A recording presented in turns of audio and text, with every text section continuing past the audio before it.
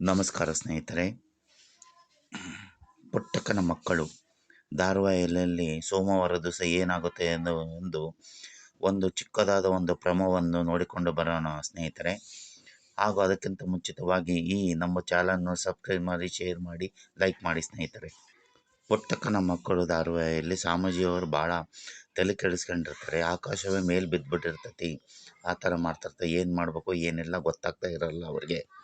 ಈ ಸ್ವಾಮೀಜಿಯವರು ಭಾಳ ಚಿಂತೆಗೀಡಾಗಿರ್ತಾರೆ. ಆಗ ಸಾವನವರು ಅವ್ರು ನೋಡಿ ಸಾವನವರು ಅನ್ಕೊಂತಾರೆ, ಸ್ವಾಮೀಜಿಯವ್ರಿಗೆ ಇಷ್ಟಕ್ಕೊಂದು ಕಷ್ಟ ಬಂದಿದೆ ಏನೋ, ಭಾಳ ಆಕಾಶವೇ ತೆಳಗೆ ಬೀಳಿದ್ದೇನೋ ಅಷ್ಟು ಚಿಂತೆ ಮಾಡ್ತಾ ಇದ್ದಾರೆ.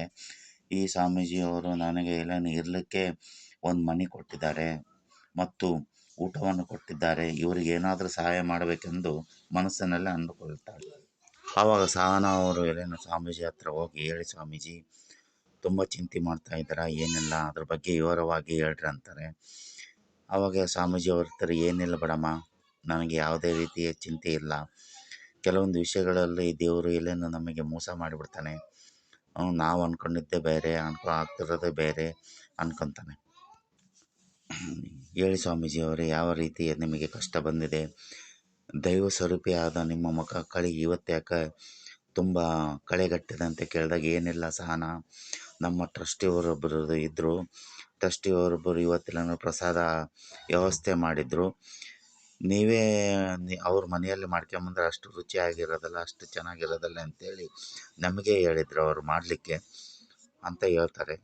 ಅವಾಗ ಸಹನ ಹೇಳ್ತಾರೆ, ಆಯ್ತು ಬಿಡ್ರಿ ಸ್ವಾಮೀಜಿ, ಪಾಪ ಪರಿಹಾರಕ್ಕಾಗಿ ಎಲ್ಲೆಲ್ಲೋ ದೇವಸ್ಥಾನಕ್ಕೆ ಹೋಗ್ತಾರೆ, ಇಲ್ಲೇ ಒಂದು ತುತ್ತು ಅನ್ನ ಸಿಗ್ತತ್ತಲ್ಲ ಎಲ್ಲರಿಗೆ ಅಂತ ಹೇಳ್ತಾಳೆ.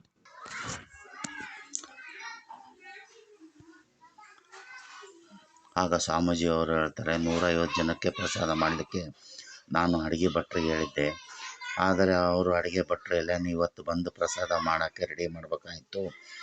ಇವತ್ತು ಬಂದಿಲ್ಲ. ಅವರು ಫೋನ್ ಮಾಡಿ ಕೇಳಿದರೆ ಎಲ್ಲನೂ ಅವರು ಬೇರೆ ಕಡೆಗೆ ಹೋಗ್ತಾ ಇದ್ದೀವಿ ನಾವು ಅಡುಗೆ ಮಾಡಲಿಕ್ಕೆ, ಯಾಕಂದರೆ ಬೇರೆ ಕಡೆಗೆ ಎಲ್ಲೇನೋ ಬೇರೆ ಫಂಕ್ಷನ್ಗೆ ಹೋಗ್ತಾ ಇದ್ದಾರೆ, ಅವ್ರು ಹೆಚ್ಚಿನ ದುಡ್ಡು ಕೊಡ್ತಾ ಇದ್ದಾರೆ ಅಂತ ಹೇಳ್ತಾರೆ. ಸ್ವಾಮೀಜಿ ನೋಡ್ರಿ, ಈಗಿನ ಕಾಲದಲ್ಲಿ ಸಾವನವರೇ, ಈಗಿನ ಕಾಲದಲ್ಲಿ ದೇವರಿಗೆ ಭಯ ಭಕ್ತಿ ಏನು ಕೊಡ್ತಾ ಇಲ್ಲ ಇವರು, ಕೇವಲ ದುಡ್ಡಿಂದೇ ಹೋಗ್ತಾ ಇದ್ದಾರೆ.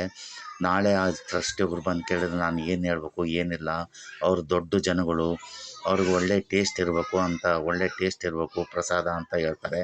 ಆವಾಗ ಸಾವನವ್ರು ಹೇಳ್ತಾರೆ, ಇಷ್ಟಕ್ಕೆಲ್ಲ ಯಾಕೆ ಚಿಂತೆ ಮಾಡ್ತಾರೆ ಸ್ವಾಮೀಜಿಗಳೇ, ನಾನಿದ್ದೀನಿ, ನಾನು 150, ನಿಮ್ಮ ಅಭ್ಯಂತರ ಇಲ್ಲಾಂದರೆ ನಾನಿಲ್ಲ 150 ಜನಕ್ಕೆ ಪ್ರಸಾದ ಮಾಡಿ ಬಡಿಸ್ತೀನಿ ಅಂತ ಹೇಳ್ತಾರೆ. ಅವಾಗ ಸ್ವಾಮೀಜಿಯವರು ಹೇಳ್ತಾರೆ, ಆಯ್ತಮ್ಮ, ದೇವರಿಗೆ ಜಾತಿ ಧರ್ಮ ಯಾವುದೂ ಇರೋದಲ್ಲ, ಆತ ಭಕ್ತಿ ಒಂದು ನೋಡ್ತಾನೆ, ದೇವರ ದೃಷ್ಟಿಯಲ್ಲಿ ನಾವೆಲ್ಲರೂ ಒಂದೇ, ಅದು ನೀನು 150 ಜನಕ್ಕೆ ಆಗ್ತತೋ ಇಲ್ಲ ಹೇಳ್ತಾರೆ. ಆವಾಗ ಸಹನ ಎಲೆನು ಮನಸ್ಸಿನಲ್ಲಿ ಅನ್ಕೊಂತಾರೆ, ನಾನು ಯಾರು ಅನ್ಕೊಂಡಿದ್ದಾರೆ ಸ್ವಾಮೀಜಿ, ನಾನು ಪುಟ್ಟಕ್ಕನ ಮಕ್ಕಳು, ನಾನು ಬುಕ್ಕಿಡೋ ಟೈಮ್ನಲ್ಲಿ ಸೌಟ್ ಹಿಡಿದು ಅಡುಗೆ ಮಾಡೋಳು, 150ಕ್ಕೇನು 1200 ಜನಕ್ಕೆ ನಾನು ಅಡುಗೆ ಮಾಡಿಸೋಷ್ಟು ಕೆಪಾಸಿಟಿ ಅಂತ ಹೇಳ್ತಾರೆ.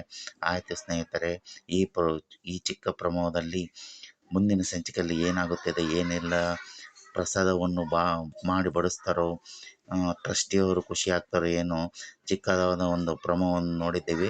ವಿಸ್ತಾರವಾಗಿ ಧಾರಾವಾಹಿಯನ್ನು ನೋಡಿ. ನಮಸ್ಕಾರ ಸ್ನೇಹಿತರೆ, ಮುಂದಿನ ದಿನದೊಂದಿಗೆ ಹೊಸ ವಿಡಿಯೋದೊಂದಿಗೆ ಬರುತ್ತೇನೆ. ನಮಸ್ಕಾರ.